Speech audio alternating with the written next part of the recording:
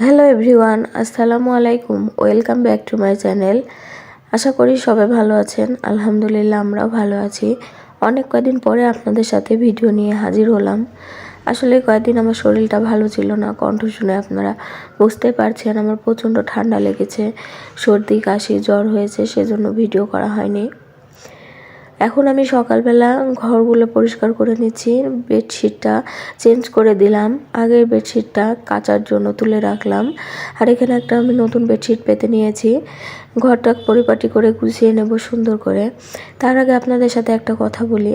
কালকে আমার একটা ফ্রেন্ডের সাথে কথা হলো, ও রিসেন্টলি মা হয়েছে। ওর কথা শুনে আমার বেশ খারাপ লেগেছে, সেজন্য ভাবলাম যে আপনাদের সাথেও কিছু কথা শেয়ার করি। আসলে এই দুনিয়াতে মা না থাকলে মা হওয়াটা অনেক বড় কঠিন। আসলে মা হওয়ার যে সময়টা, এই সময় নিজের মাকে অনেক দরকার হয়। আর যাদের মা নেই তারা বুঝতে পারে যে মা হওয়াটা কত বড় একটা কষ্টকর মুহূর্ত। যে সময় দেখাশোনার মতো কেউ থাকে না, তখন কিন্তু নিজের মা যেভাবে কেয়ার করে, বাচ্চা থেকে শুরু করে মানে যে মা হয়েছে তার, সে সময়টা উপলব্ধি করে শুধু তারাই যাদের মা আছে। তো তার বাচ্চা হয়েছে সিজার করে, সে মা হয়েছে কিন্তু তার আপন মা নেই। সে যে কী পরিস্থিতিতে দিন পার করেছে, যার কাছে সে বলবে কথাগুলো সেই বুঝতে পারবে, দেখার মতো কেউ নেই। তারপরে সিজারিয়ান বাচ্চা, আসলে এখানে তো দুইটা মানুষ অবশ্যই লাগে। তো বাচ্চা দেখাশোনার মতো কেউ নেই, এবং কি আমার ফ্রেন্ডরা প্রচণ্ড অসুস্থ, তার জন্য সবাই দোয়া করবেন। তো আসলে কথাগুলো শুনে অনেক বেশি খারাপ লাগলো। আপনারা যারা মা হয়েছেন তারা বুঝতেই পারেন যে একটা মা হওয়ার পরে একটা মেয়ের শারীরিক অসুস্থতা কতখানি থাকে। তার উপর যদি দেখাশোনা করার কেউ না থাকে, তাকে শ্বশুরবাড়ি থেকেও আসলে অতটা সাপোর্ট বা ভালোবাসা দেয় না, যার কারণে ওর বাবার বাড়ি এসেছে, কিন্তু বাবার বাড়িতে সৎ মা রাত্রিরে তার কাছে থাকে না পর্যন্ত। তাহলে ও একা বাচ্চা নিয়ে কিভাবে ছোট বাচ্চার কেয়ার করতে পারে, আপনারাই বলেন। তো যাই হোক, এখানে কিছু মাংস কিনে এনেছে আমার হাজব্যান্ড। আমি এটা সকালবেলা নিয়ে এসেছিল। আমি এটা ফ্রিজে রেখে দিচ্ছি কয়েক মিনিটের, মানে কয়েক ঘন্টার জন্য। আমি বিকেলবেলায় এটা আবার বের করে রান্না করব। তো এতক্ষণ তো বাইরে থাকলে নষ্ট হয়ে যেতে পারে, গরম পড়ছে, সেজন্য আমি এগুলো এখন ডিপে রেখে দিচ্ছি। আমি যখন রান্না করব তখন আবার বের করে নেব। এটা গরুর মাংস ছিল। আমি এই গরুর মাংস দিয়ে আজকে তেহারি রান্না করব বা বিরিয়ানি। খুবই শর্টকাট পদ্ধতিতে আজকে আমি বিরিয়ানিটা রান্না করব, আপনাদের সাথেও শেয়ার করব। আশা করি পুরো ভিডিওটি স্কিপ না করে দেখতে থাকেন, আপনাদের অনেক বেশি ভালো লাগবে। আর যারা এখন পর্যন্ত লাইক দেননি, প্লিজ ভিডিওতে একটা লাইক দিয়ে কন্টিনিউ করবেন।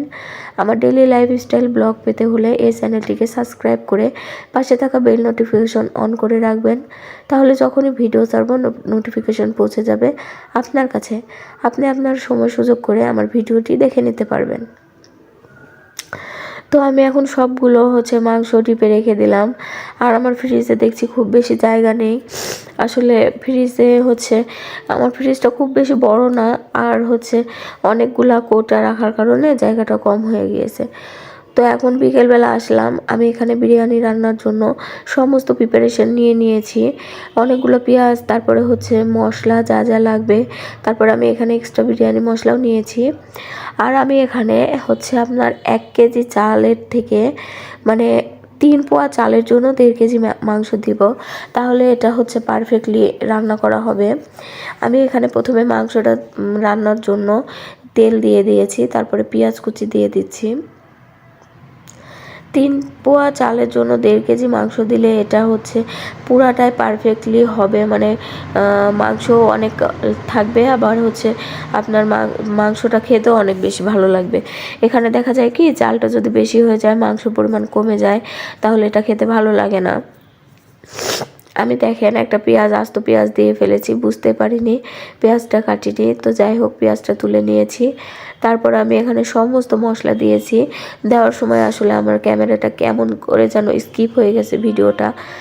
তারপরে আমি এখানে সমস্ত মশলা দিয়েছি। তারপরে আমি রেডিমেড যে বিরিয়ানি মশলা, সেখান থেকে 3 ভাগের 2 ভাগ দিয়ে দিলাম। আর হচ্ছে এখানে এক্সট্রা কোনো মশলা ব্যবহার না করলেও সমস্যা নেই, কিন্তু তবুও আমি দিয়েছি। এখানে সমস্ত মশলা দেওয়া থাকে, আমি শুধু হলুদ গুঁড়াটা ব্যবহার করি নি, তাছাড়া আদার্স যা মশলা লাগে সব কিছু দিয়েছি। আর আমার কণ্ঠটা শুনতে যদি আপনাদের খারাপ লাগে প্লিজ ক্ষমা সুন্দর দৃষ্টিতে দেখবেন। আমি বললাম না আমার প্রচণ্ড সর্দি কাশি, আমার কাছে মনে হয়েছে যে বিরিয়ানি মশলাটা একটু কম হয়ে গেল, সেজন্য আমি আবারও একটু মশলা দিয়ে দিলাম। পুরো রান্নাটা আপনাদের সাথে শেয়ার করিনি, আসলে এইসব রান্না আমরা সবাই পারি। আমি শুধু আপনাদের যেটুকু মানে বললাম না ভিডিও স্কিপ হয়ে গেছে, তার জন্য দেখাতে পারিনি। তো ফাইনালি আমার রান্না হয়ে গেছে, আলহামদুলিল্লাহ অনেক বেশি টেস্টি হয়েছিল, অনেক সুন্দর হয়েছিল। তাহলে আজকের মিনি ব্লগটি এতটুকুই, আবার দেখা হবে পরবর্তী ভিডিওতে। ততক্ষণ আপনারা আমার পাশে থাকবেন, ভালো থাকবেন, সাবধানে থাকবেন।